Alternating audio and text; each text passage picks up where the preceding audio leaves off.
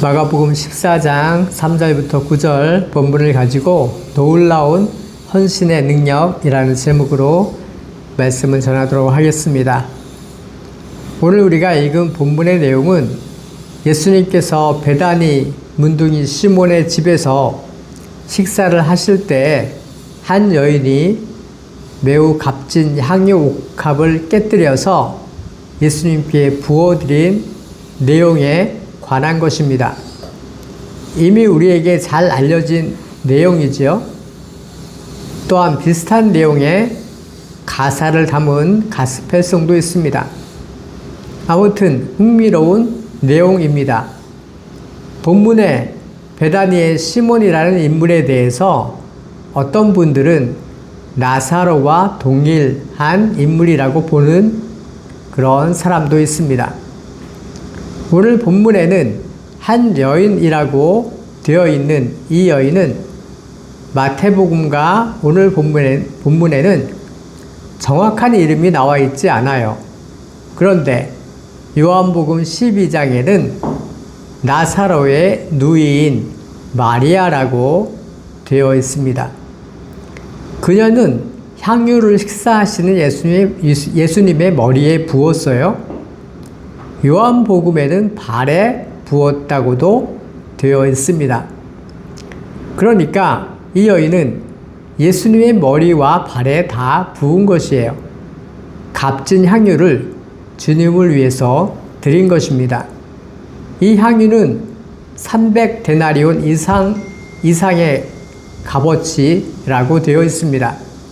하루 일당은 10만 원으로 따지면 1년 정도 보면 3천만 원 정도 되는 많은 돈이었습니다.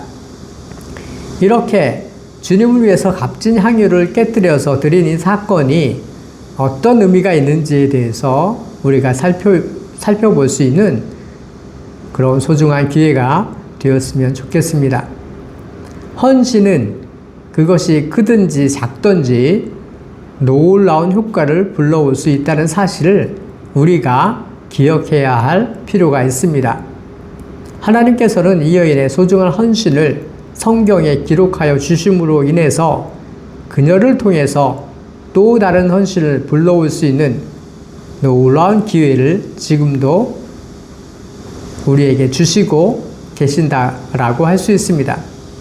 또한 우리를 헌신의 자리로 부르고 계시다는 사실을 우리는 깨닫게 되기도 합니다. 저는 개인적으로 놀랍다는 생각이 들었어요. 헌신은 또 다른 헌신을 낳는 것이지요. 배가 된다라고 할 수 있습니다. 사실 주님께 자신의 것을 드린 것은 아무나 할 수 있는 것은 아니라 할 수 있습니다. 생각할수록 놀라운 것이라 할 수 있습니다.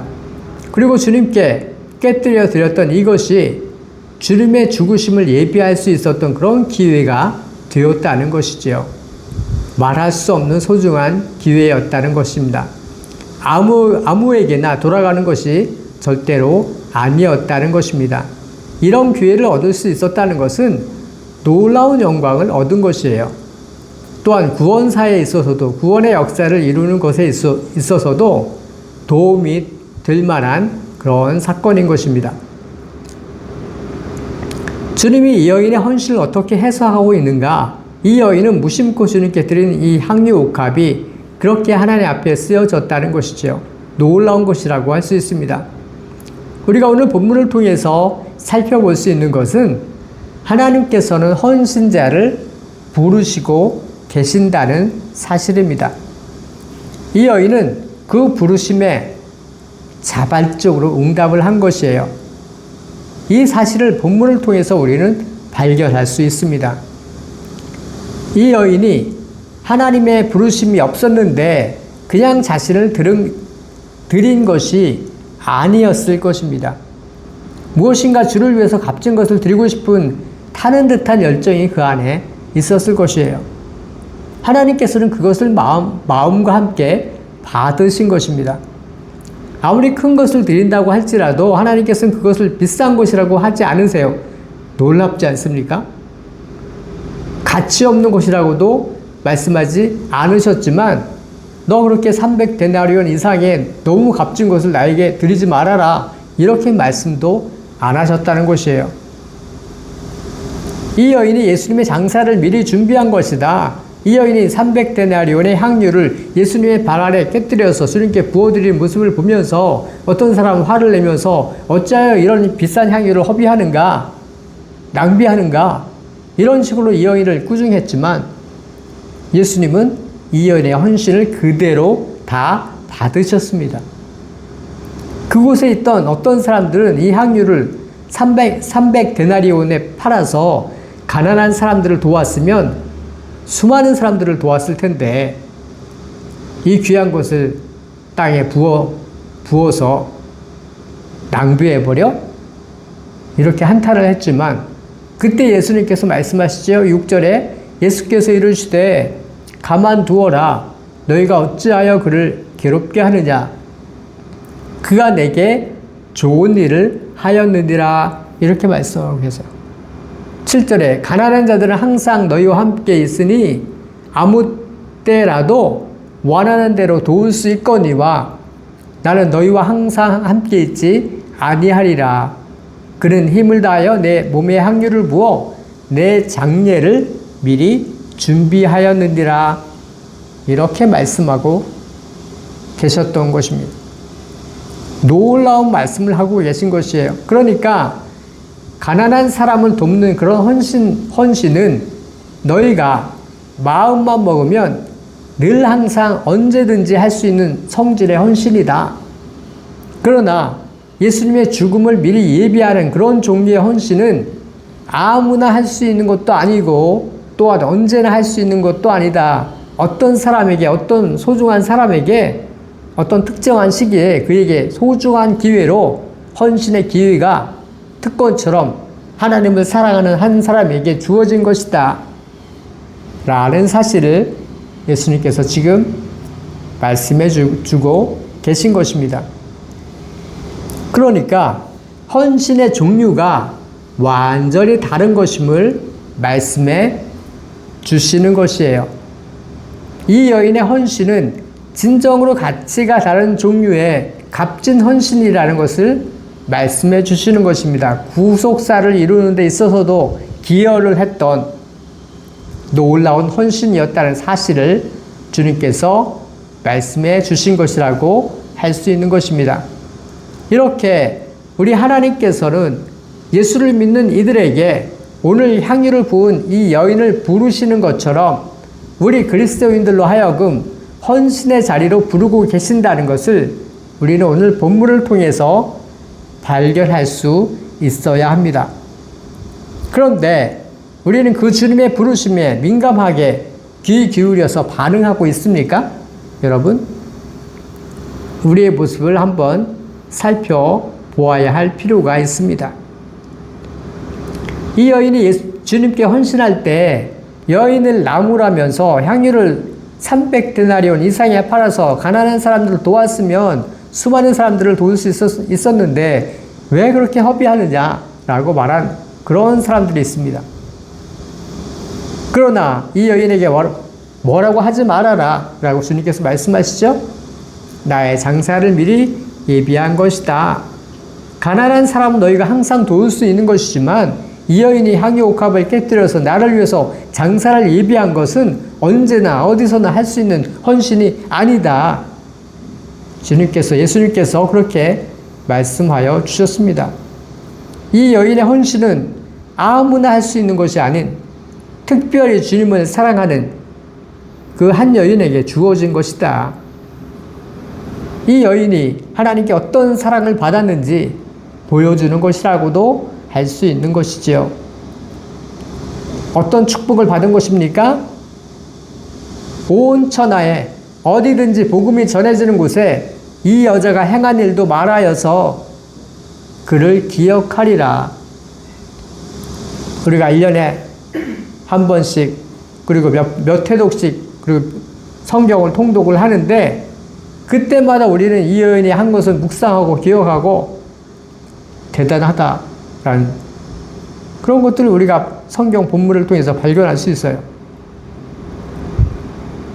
이 여인의 헌신으로 인해서 크고 작은 헌신이 지금도 계속 하나님을 섬기는 사람들 가운데에서 계속 일어난다고 우리는 볼 수 있습니다.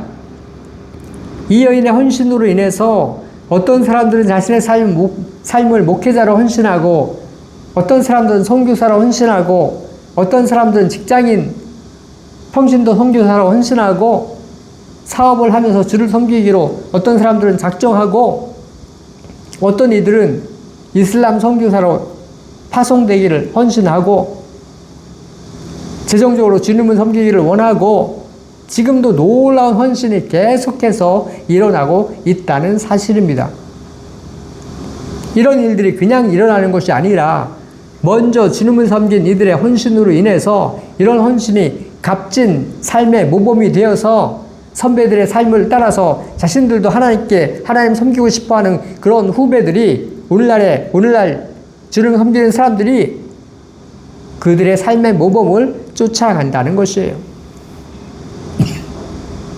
우리가 살아가는 현장에서 오늘날에도 세계 어디서나 일어날 수 있는 그런 일들이 되고 있다라는 것입니다. 놀랍지 않습니까? 헌신은 배가 된다라고 할 수 있습니다. 놀라운 능력인 것입니다. 저 개인적으로도 대학생 시절에 그리고 신학대학원을 다니면서 캠퍼스에서 복음 전할 기회를 하나님께서 저에게 주셨는데, 제가 그런 기회에 주님을 섬기면서 주님께 어떤 시간들을 헌신을 하면서 하나님께서 저에게 축복을 많이 주셨어요. 대학생들에게 성경을 가르칠 수 있는 기회를 많이 얻었고요. 그렇게 현장을 전도했던 경험으로서 저는 많은 것을 배울 수 있었습니다. 그렇게 전도 현장에서 보내면서 사람이라는 존재가 어떤 죄인인지에 대해서, 인생이 얼마나 악한 죄인인지에 대해서 깊이 알게 되었어요. 인간의 죄성이 어떤지에 대해서 교과서에서 배울 수 없는 것을 제가 배우게 된 것입니다. 토마스 보스턴이라는 청교도가 인간 본성의 사중상태라는 그런 책을 집필을 했는데, 인간이 얼마나 타락한 죄인인지에 대해서 해부하듯이 쓴 책인데요. 이분 역시도 인간이 얼마나 극악한 죄인인지에 대해서 정말 제대로 분석해서 써놓았다고 할 수 있습니다. 저는 하나님이 주신 기회로 인해서 사람이 얼마나 양파 껍질처럼 까도 계속해서 허물이 나오는, 허물을 벗어도 계속 벗겨져서 나오는 그런 존재인지에 대해서 현장에서 배울 수 있는 그런 기회를 얻었습니다. 그리고 저 개인적으로도 내가 하나님 앞에서 어떤 죄인인지에 대해서도 깊이 깨닫고 하나님께 돌아서는 그런 경험을 할 수 있게 되었습니다. 그래서 저는 사람을 잘 믿지 않아요. 인간의 심성이 어디까지 타락할 수 있는지에 대해서 젊은 시절의 소중한 경험을 통해서 하나님께서 교훈을 저에게 주셨기 때문에 뼈저리게 사람들을 도우면서 배웠기 때문에, 또한 저 자신을 보면서도 제가 배운 바가 많기 때문에 사람을 잘 믿지 않습니다. 칼빈이 왜 전적 타락이라는 그런 용어를 사용했는지 너무나 깊이 깨닫게 된 것이죠. 이해가 되는 것입니다. 계속해서 양파 껍질 벗기듯이 죄라고 하는 허물이 나오는, 이것이 바로 다른 것이 아닌 나 자신의 실체였구나 라는 이 사실을 깨닫고 난 이후에 개인적으로 젊은 시절에 엄청 충격을 받았던 그런 기억도 있습니다. 지금도 이런 살아있는 경험과 지식을 얻을 수 있었던 것에 저는 개인적으로 감사한 마음이 있습니다. 이런 지식이 어디에서 나왔습니까? 오늘 본문에 의하면 하나님께 작은 헌신을 했을 때 하나님께서는 저에게 이런 것들을 주셔서 저로 하여금 주님을 섬길 수 있는 기회를 주셨고 복음에 동참할 수 있게 하셨습니다. 각자마다 하나님께서 우리를 부르시는 그런 스타일이 조금씩 다를 수 있지만 주님은 오늘날에도 우리를 어떤 특정한 방식으로 부르십니다. 헌신의 자리로 부르시는 것이에요. 어떤 사람들에게는 어떤 자리로, 또 다른 사람들에게는 또 다른 자리로 우리를 부르시고 계신 것입니다. 그때 우리가 그 음성을 제대로 인식하고 주님께 우리의 양심껏 반응하여서 주님께 헌신할 수 있는 그런 기회가 우리에게 있게 되기를 간절히 바랍니다. 값으로 따질 수 없는 헌신의 기회를 우리가 얻을 수 있게 될 것입니다. 하나님께서 우리로 하여금 놀라운 헌신의 자리로 우리를 부르실 것입니다. 하나님께서 여러분들을 부르실 때 그 자리에 여러분들이 나아갈 수 있는 그런 축복이 여러분들의 인생 가운데 있어지게 되기를 간절히 바랍니다. 하나님께서 헌신자를 찾으십니다.